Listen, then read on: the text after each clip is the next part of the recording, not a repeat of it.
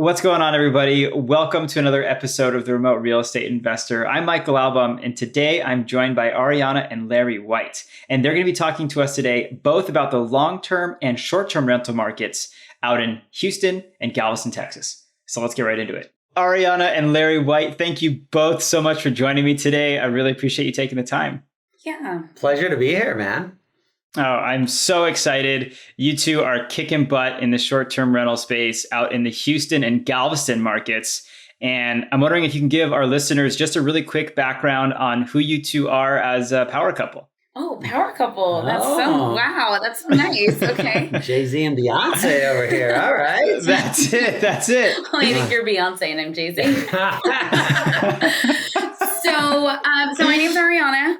I've been a real estate agent for 8 years. I originally started in Vegas. I managed a team out there. Larry dragged me to Houston and actually took like a year off of real estate while I got my license here. And now I manage a team out in Houston. And so we specialize primarily in first-time home buyers, investors, and now going deep into the short-term rental market. Awesome. Love it. And Larry? Yeah. And so I have a little bit different. I started about 15, 16 years ago and convinced her to get into real estate about halfway through my career. And so I've been a pretty successful solo agent, ran some very large teams, grew a national real estate brokerage around foreclosures and REOs, which took me into the investor space to begin with. And so now we really have some of the most successful groups of realtors across the country that we teach to duplicate what we did. And we focus, and Ariana has a very successful team here in Houston. And as she mentioned, we're actually in the short-term rental space personally. And so we're teaching other people, investors that come to us quite often, teaching them how to kind of duplicate what we've done and learn from our mistakes as well. Oh my God, amazing. Well, we are going to have a lot of fun with this episode, and I can't wait to hear about what you two are doing personally in the short-term rental space. But to kick things off, I would love to just get a high-level overview of the Houston and kind of Galveston markets, Ariana, as you see them. Like, what do investors need to know if I'm totally unfamiliar with those markets? Yeah. So Houston is really interesting because we're one of the only cities where there is no zoning in Houston. So like multifamily, commercial, single family, there's no whatever you want. So, the whole smorgasbord. Yes, and it changes as it goes out into the suburbs. But what's really, every street is different in Houston, and there's certain little neighborhoods that have been, people have moved in and fixed up old homes, and it's really developed. Each little area of Houston has really developed its own adorable community. I will say that for the most part, my investors typically end up being either somewhere around the Med Center, which is a community here, is full of like young professional renters. And there are many people in grad school. U of H is down there. Rice University is down there. There's lots of young professionals that are all working in the hospitals. And so that area is a big area for renters and very high rents. That is located in the heart of Houston. And also, one of the biggest areas that we're currently seeing is the Spring, Tomball, Humble. Looks like Humble. You pronounce it Humble. Okay. So that neighborhood, all of those neighborhoods, great low tax rates. That's going to be like that's the key piece. You're looking for a low tax rate in Texas because their property taxes can fluctuate a lot. Yeah. And all of those areas seem to have like single family homes that are consistently rented and low property taxes, which is a double win. So those are our up and coming areas right now. We're seeing a lot of our investors kind of go towards. Love it. And then on the, it shifts a little bit when you start getting into the short-term rental market, right? Because the taxes, you always want the lowest taxes. But if you are able to, they talk about in real estate, location. Mm-hmm. right? So if you have a high demand because you're next to Minute Maid Park, because you're in Galveston and it's a beach destination, not just for people coming in from out of town, but from people in Houston going and renting beach houses and stuff there, taxes can be offset that way. And so that's where you start getting into what is the drive, what is the demand, and like what are our occupancy ratios, for the entire month. And so that's where you start looking at seasonality and what's driving traffic. Are there sporting events? Are there this? Are there that? And that's where a lot of our investors can start buying maybe a little bit more expensive properties, right? Like maybe they go down to Edo, which is kind of east downtown, which is one of the top 4 markets and neighborhoods. And if you were doing a long-term rental, it wouldn't make sense. It has high tax rates. You have to, minimum price is probably around $430, and it probably only rents for $3,000 a month. So most of the time that's not going to pencil out for a long-term. But you switch that to a short-term that it's close proximity to everything, and you can get $300 or $400 a night, and it's occupied 50% of the month, you start doing those numbers and you're like, oh, well, hold on, this makes sense. So this is really where, when you're looking at an investor, what is your strategy? What is your goal this year? And then we try and create a portfolio or a plan that aligns with their goals. And the numbers will tell us if we're on the right track or not. I love it. So, and I think this is great. The conversation kind of naturally bifurcated into the long-term side and the short-term side, which is, I think, exactly where I wanted to take it anyhow. So getting back to the long-term side for just a minute, and then I want to jump back to the short-term side. What should people be aware of in terms of like big companies that are headquartered out there? Like, why are people moving to the Houston, Galveston area? And then for the short-term side, why are they visiting the area? And Larry, I know you mentioned the beach, but curious to know what other attractions are drawing people to the area. Yeah. So in Houston, what's been real, we have seen what I'm lovingly referring to as the Great Migration. So we have had a lot of people move here from out of state. Their number one draw is low cost of living, right? Much lower than many other states that we're going to see either on the East Coast or on the West Coast. And what people are really looking for, and what I'm seeing mostly, is they are having, like, the biggest draw is space. We see a lot of people moving here from like very populated areas. And granted, you can get a city feel here, but you can also go 30 minutes out and have an acre of land if you want to, and have a full garden and a farm and some cows. And you can have all kinds of tax exemptions too. So if for any of our military clients, you get a huge tax exemption, particularly if you're a disabled vet. You have a homestead exemption here for property taxes if this is your main living area. You all can also have a senior citizen tax exemption. So Texas is really, they love tax exemptions. So a lot of our clients will use them. That's a huge draw. That's a huge draw to Texas. People are looking for a little bit more space to either like a personal or business out here. Short-term rental wise in Galveston area, we have Moody Gardens. It's the closest beach. The water's warm. It's like a really great place to go take young children because it doesn't get super deep. You have the NASA, you have the Space Center, right? And so all of that starts to come into play, which gives you a pretty good occupancy. And what we've seen during kind of this pandemic, right, is that people have been wanting to get away and have more staycations and stuff as well. Right. So, when we get into we have a short-term rental, we have a 20-acre ranch out in Fredericksburg. And we saw our vacancies drop drastically because everybody was able to work from home. So as long as we had a decent Wi-Fi, they were like, well, man, why don't I go out in Texas wine country, versus my house, and let's go and the kids can go play outside and do this. So, the market is changing and we just have to keep stepping along with it. And the customers will tell us exactly what they're looking for. Yeah, I actually had a client call me today. She's going to be moving here from California, and she's a nurse. And Okay. she's like, and I was like, what's your timeline look like? When do you want to be here? And she said, I can really move anytime. I'm just planning on flying back. She's in the Bay Area in California. And she's like, yeah, I'm just planning on flying back to work. And then I'll live in Texas. She's going to commute. Mm-hmm.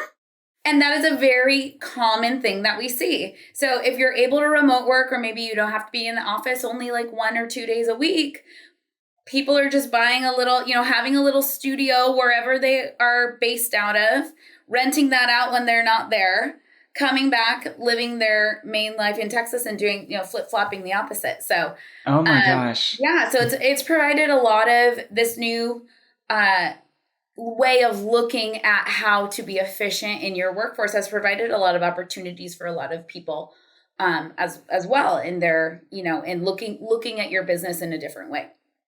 Oh, that's incredible. Mm-hmm. Going to be racking up those frequent flyer miles for sure. Yeah. That's awesome. So Ariana, you were mentioning a couple of the neighborhoods, the up and coming neighborhoods that you were seeing. Curious if you can give everyone listening and watching an idea of kind of price points and what you mean when you say low taxes. Yes. Okay. So taxes here in Texas can range differently depending on every little city has a different tax rate. And so we're known for having our property taxes be a little bit higher than some other states. So that was definitely something that we have to consider when you're going into an investment property, right? The taxes can either make you or break you. And so when we're looking at properties that we're submitting to Roofstock, for our investors, I am looking specifically for areas that have lower tax rates, because those are the ones that are giving us our best ROI. So one city here is Missouri City. It's south of the heart of Houston. That city has notoriously low tax rates, which is great. It's also like it's not a city feel. It is a suburbia feel. So there's lots of single family residences there. That area typically commutes to Houston for work. So there's lots of renters in that area. We've seen great success there. Rosenberg, Tomball, Spring, and Humble. All of those areas have had really low tax rates in certain pockets, and have given our investors like a really good opportunity to get a home out there. And also what you're seeing is that Houston is expanding, right? If you look at from Dallas to Houston over to Austin, San Antonio, it's called the Texas Triangle. Okay. It's the fastest growing region in the country. And so what's happening, you have Dallas expanding, you have Austin, San Antonio expanding, you have Houston expanding. And so everything's kind of like merging together. Yeah. And so these suburbs, right? Like, especially when you start getting this increase in prices, people start going outside of the metro area, because the metro area, the median price point might be 400, 500, etc. Now they can move out and pay 200, 300 and get, just a lot more bang for your buck. And so those cities that she's talking about there are starting to see that. And so they still have a lot of population, a lot of people going to them. You have the difference in the prices, which could help you drastically if you're in that long-term rental space. Totally. And what are some of those medium price points and associated rents that you'd expect to see in some of these markets? So for the suburbia area of Houston, what I'm typically seeing, medium price points, you can find for the ideal property, right? The ideal property is a 4-bedroom, single story, maybe 2-story home, 2.5 bath. And right now we're seeing those rents we're seeing those sales typically between $280,000 to $400,000, depending on the community. Okay. So somewhere in that, I just got one of my Roofstock investors into a new home community. Actually, this one particular new home community allowed 10% investors. And so we were one of the last homes to get in there. And he bought a beautiful 4-bedroom, 2.5 bath in a great neighborhood, brand new home. And he got that one for $330,000. And so that Awesome. one was, it was a great deal. And we're expecting to rent it out for right around $3,000. Holy smokes. I mean, you're just flirting with that 1% rule. Mm-hmm. Yes, we're right. We can get like right in there. If I get it like a 1%, I get really super excited. So we're like right there. Yeah. Awesome. Well, something I think people like either fail to recognize or don't want to recognize is like, you might not buy it at 1%, but in 5 years, it could absolutely be a 1% property and all your expenses should remain relatively unchanged or increase slightly. But if your rent can outpace your expense increase, you got a made in the shade. Yeah. And here's one of the things for Texas specifically that you have to think about. In 2008 and 9, the market got crushed, right? Yeah. I mean, we saw, like, we came from Las Vegas. We saw homes depreciate 60 to 70%. Yeah. Right? Like just crush. You did not see that same price depreciation here in Texas for a reason, right? You also didn't see it go up 90%. Like you saw really good appreciation. You didn't see the counter effects of the depreciation. And part of that is because to do a cash out refi, like the state of Texas requires that if you're going to pull money out, you have to keep 80% in your home. So you still had a cushion there. So they might have lost their equity, right? But they weren't upside down on their homes. And I'm not saying that Texas wasn't affected or anything like that. It just wasn't as affected as much as some of the other areas. And so, there's an appreciation because there's this built-in stability factor here in Texas that you're going to get some appreciation play. It's not going to be 90%, but it's going to be healthy. It's going to be sustainable, which is what we saw in the last cycle. Interesting. Okay. Very good to know. Very good to know. And from a short-term rental perspective, what is it that you look for? Because you spoke about your ideal, 4, 2.5 single story for your long term. What is it that you're looking for when you're putting short-term stuff on Roofstock? So specifically to Galveston, we like to have something that's close to beach access. That's going to be number one.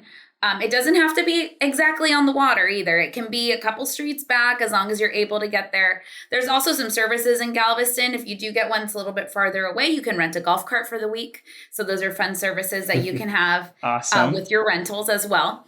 Access to there's like one gigantic strip going down Galveston. So access to that, but not so close that it's going to impede or you have to cross it to get to the water.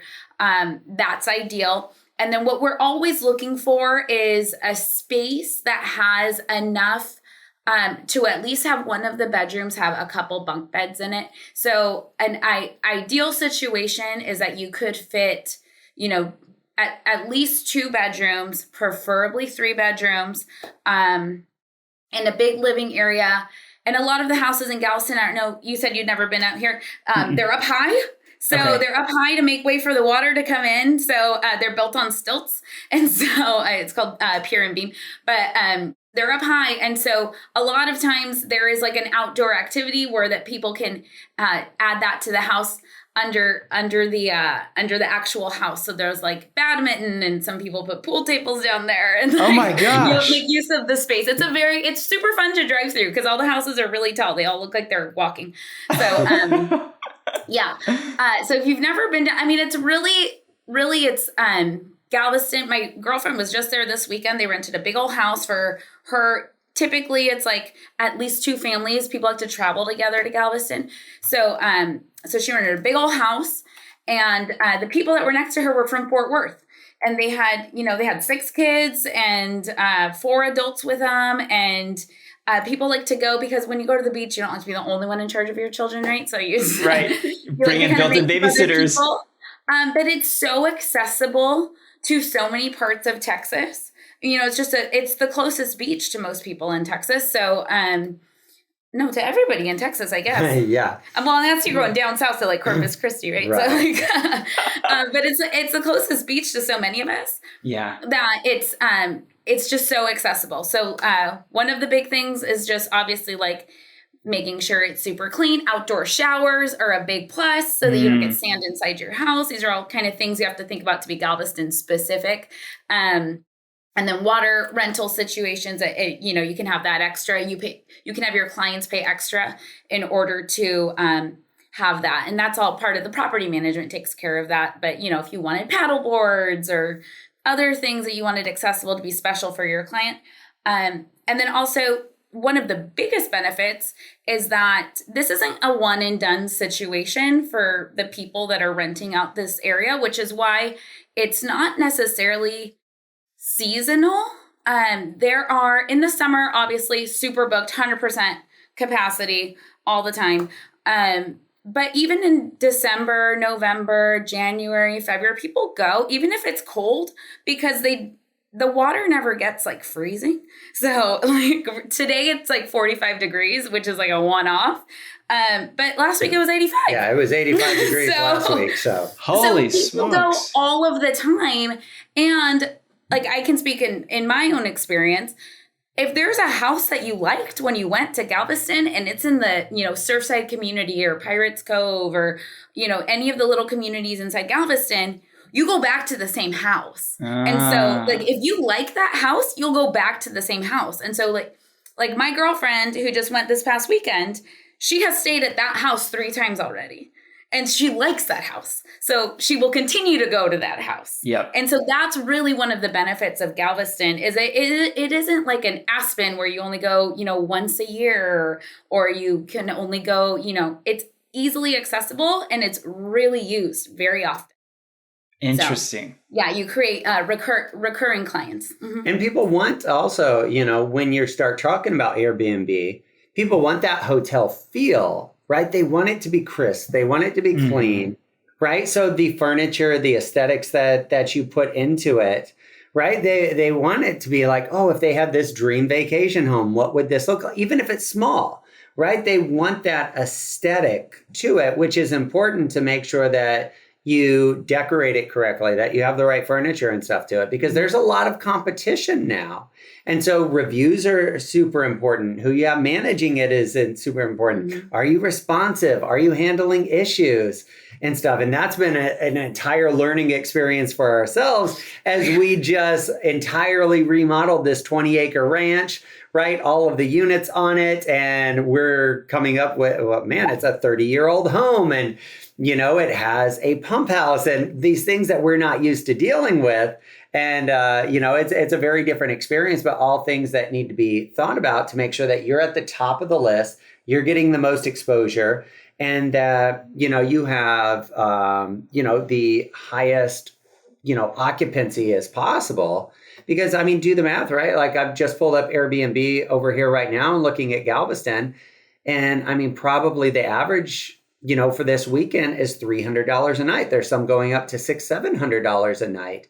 But you take $300 a night, average. Now it's not going to be 100% occupancy all the time, but man, that's a potential of $9,000 a month in cash flow, right? Like you have 1 or 2 good months, and like you're paying for your entire year off of one good season there. That's incredible. So we've talked about so many of the benefits and allures of the Texas market. Now let's talk about the dark underbelly, because there's got to be one. There can't only be this great heaven on earth. So talk to us about what should investors, especially remote investors who might not be familiar with the Texas market, be aware of. What's some of the hair that some of these deals might have?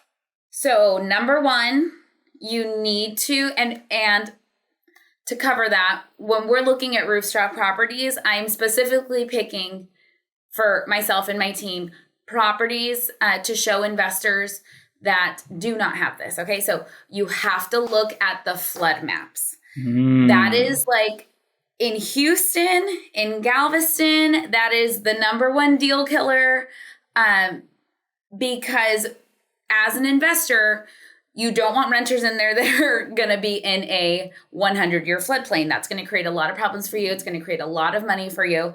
And on top of that, flood insurance can really make it or break it in this deal. There are some properties where you can get, your flood insurance for $400 a year. Also, just a little side note, as a real estate agent in the Houston market, it doesn't matter if the area has ever flooded or not. Buy the flood insurance. It's a good investment.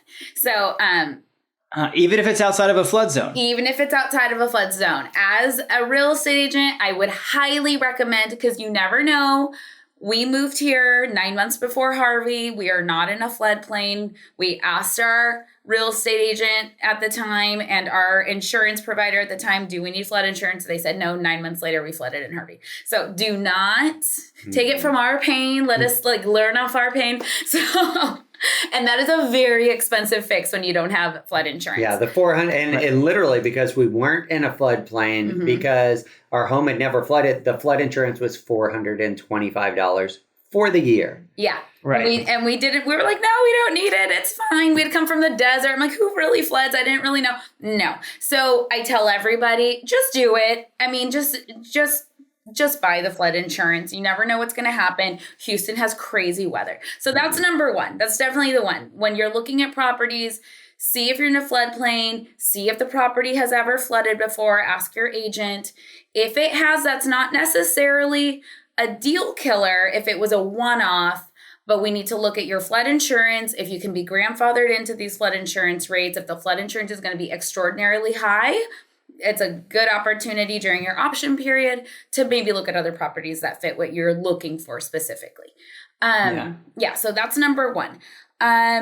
Number two, what else is weather is by far the biggest one. I mean, as we've seen, winter freezes, right? Like all the pipes busting, like from hurricanes. Like weather is number one. Two, I would say, is the taxes, property taxes. As the property taxes. That was kind of eye-opening and shocking as we started diving into this market. It was much higher than anything that we were used to. I mean, tax rates can be upwards of 3% of a home's value.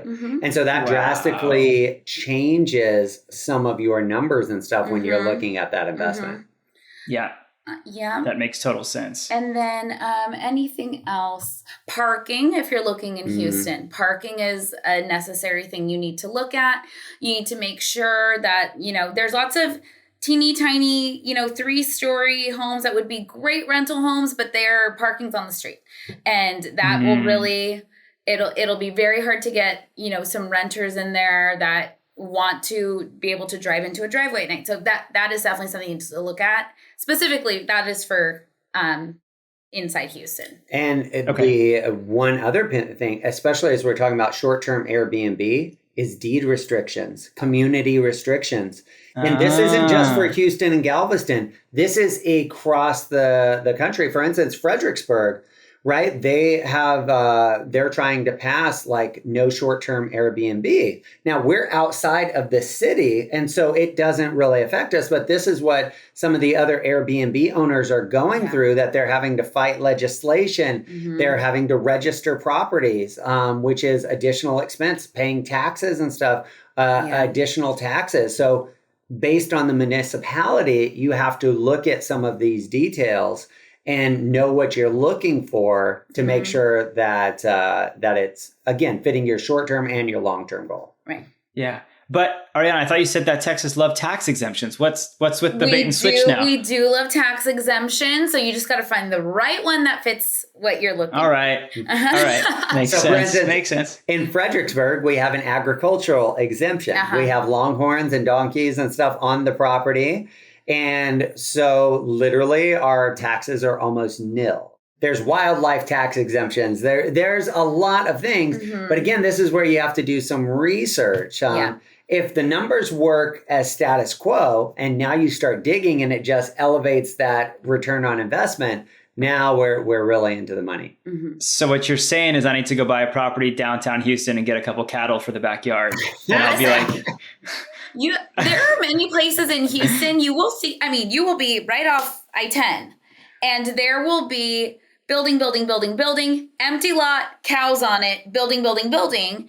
And the reason is because the builders, when they're going in there and they've bought the land, they put cows on the property in order to bypass the exemptions, bypass the taxes and have an exemption until they're ready to build.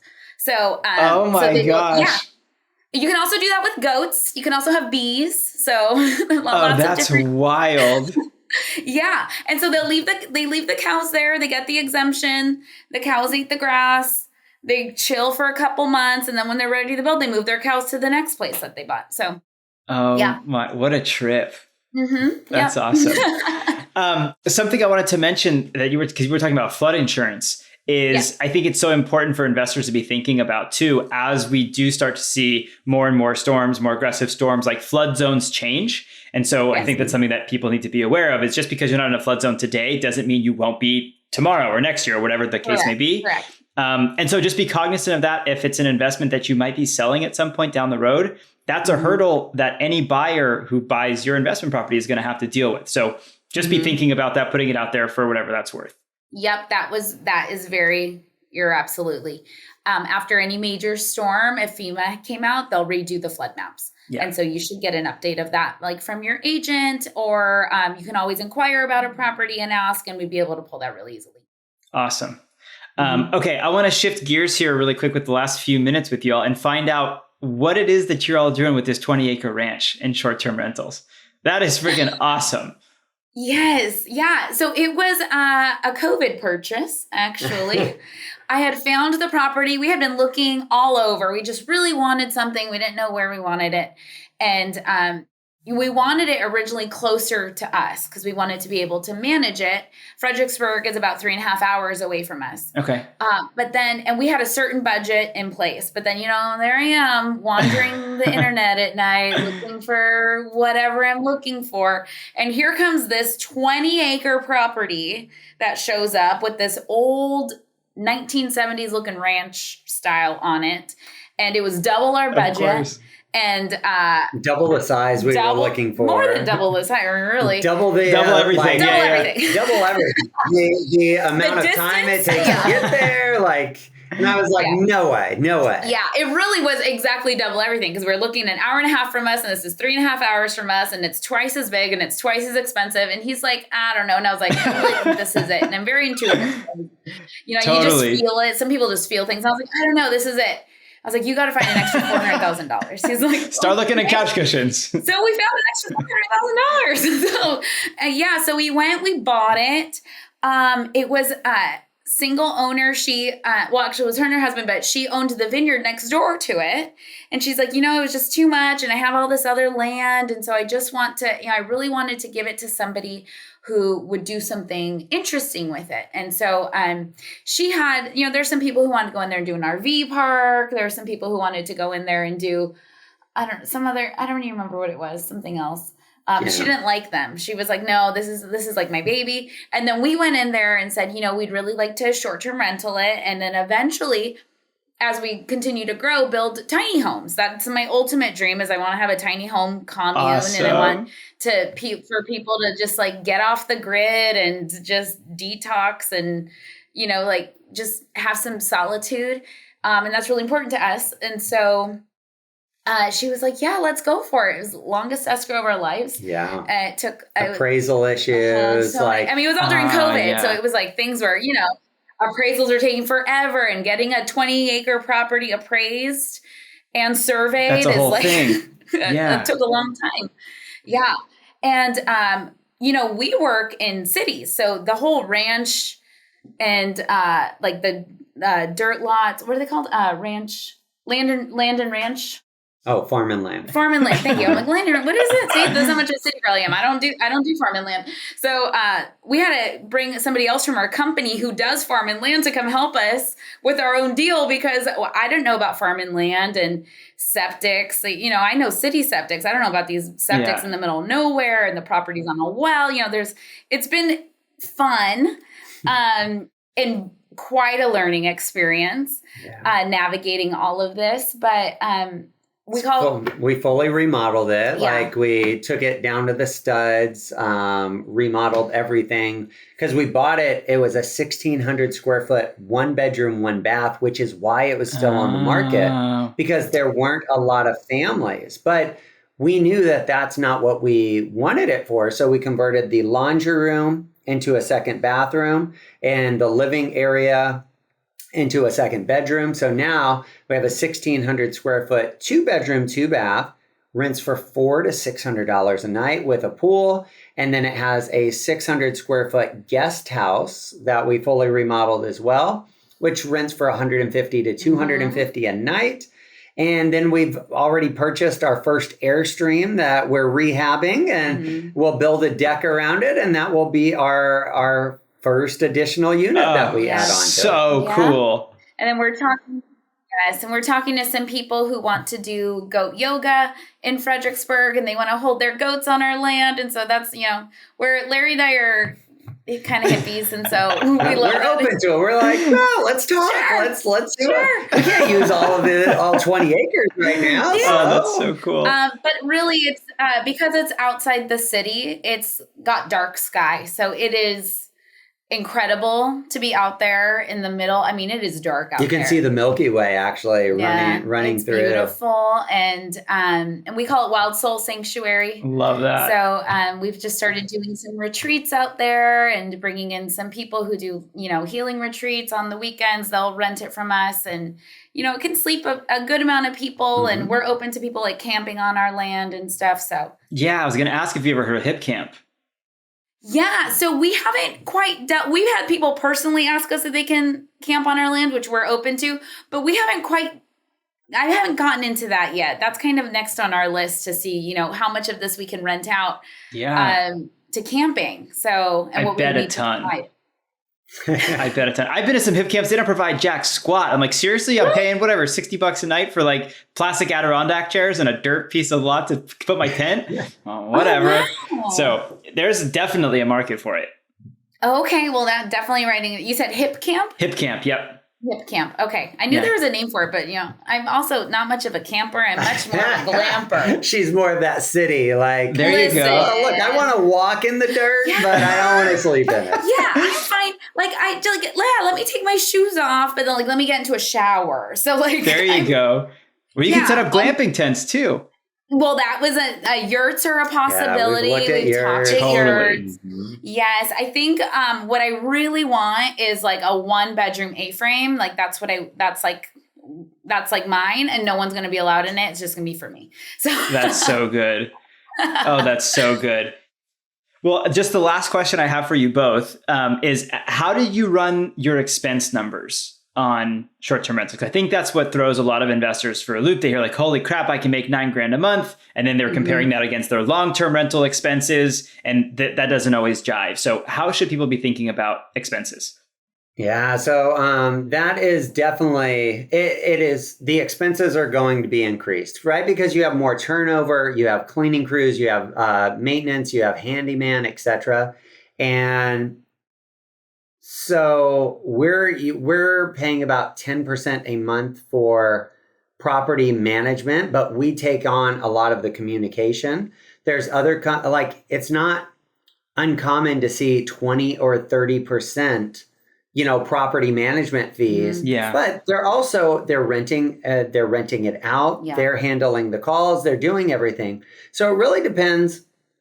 As our first one, we wanted to be kind of hands-on, see how this worked, and then evaluate, like, do we want to manage this much, or do we want to outsource? And so that's where we're testing right now, so we can give people feedback on our experience. But I would say I would estimate 35%. I think that you can get it down a lot lower than that. Okay. But I would estimate that. I'm a big fan of under promise, over deliver. Yeah. And so if you estimate it 35% and it ends up at 25%, you're like bonus. Golden. Right? Yeah. On that side. But again, even if you take, $9,000, if we just did $9,000 a month and you minus 35%, I mean, that's still almost $6,000 a month. And now you got to start looking at occupancy rates and things like that. And now seasonality comes into play. Like after summertime, it will almost be like for 3 or 4 months, 100% occupied. And so those months will really make up for some of the slower months. Right now, it's pretty much every weekend, like weekend warriors, kind of getaways. But we haven't had anybody stay there during the week yet. Yeah. Okay. Okay. Yeah. So yeah, I guess it's really very much market specific around what your occupancy and then associated expenses are, because those two are related. How much cleaning you're going to have to do, how much turnover you're going to have is a function of your occupancy. Exactly. I would say Galveston, right now, when you're looking at the school seasons and stuff like that, you won't see as many weekday rentals. Okay. So that's one thing to kind of look at. Christmas, spring breaks, like Thanksgiving, you start to get kind of the weekdays when people can travel with their families and stuff, is what we've noticed so far. Okay. Well, that makes sense. Well, you two have been so generous with your time. Thank you so much again for hanging out with me and sharing all this wisdom. If people have more questions for you or want to get a hold of you, what's the best way for them to do that? You can email me at arianawhitesellstx@gmail.com, or you can also find me on Instagram at arianawhitesellstx. And I'm more than happy to speak with anybody about the current market. So. And she's licensed here in Texas, runs the entire team. So she's the go-to for anything here. If I can connect or just add value to people anywhere else across the country, I would say connect with me on any social media platform. And my handle's the same on all of them, at Larry MF White. This is why I'm Jay-Z and he's Beyonce. Oh, so good, you two. Well, thank you again. And I can't wait to see where this ranch takes you both. Yes. Yeah. We'd love to have you out someday. Yeah. Come visit. Come down. Come fly into Austin or San Antonio and come out to the ranch. Let us know. We'll do some wine tours. We'll have a good time. Do some goat yoga. Careful what you wish for. Yes, Awesome. Thank you two. Take care and enjoy the new year. Thank you so much. Have a great day, guys. Alrighty, everyone. That was our episode. A big thank you to Larry and Ariana. It was so much fun having them on. We chit-chatted after the show, after we finished recording here, and they are hilarious if you didn't already catch that from the show. Definitely a market worth checking out. Houston and Galveston, both for short and long-term rentals. Exciting stuff. As always, if you like the episode, feel free to leave us a rating or review wherever it is you listen to your episodes. And as always, we look forward to seeing you in the next one. Happy investing.